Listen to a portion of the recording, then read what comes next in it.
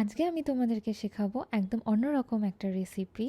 সেটা হচ্ছে গালাউটি কাবাব, তাও আবার মাটন ছাড়া। ভাবছো তো মাটন ছাড়া গালাউটি কাবাব কিভাবে হয়? তাহলে দেখা যাক আজকের রেসিপিতে কি কি রয়েছে। এই ইনগ্রিডিয়েন্টসটা আমি এখন বলবো না, তোমরা গেস করো এটা কি।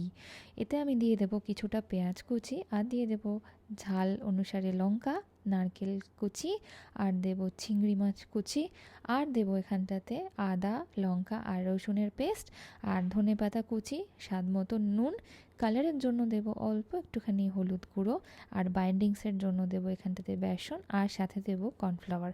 ভালো করে চটকে কিন্তু এটাকে মেখে নিতে হবে, যাতে সমস্ত উপকরণগুলো একটার সঙ্গে একটা একদম গায়ে লেগে যায়। তো ভালো করে মেখে নেওয়ার পরে এটাকে যেমন ইচ্ছে তেমন শেপ কিন্তু তোমরা দিয়ে নিতে পারো। চাইলে এটাকে গোল করতে পারো, চাইলে এটাকে চ্যাপ্টা করতে পারো, লম্বা করতে পারো, চারকোনা করতে পারো, যেমনটা তোমাদের ইচ্ছে।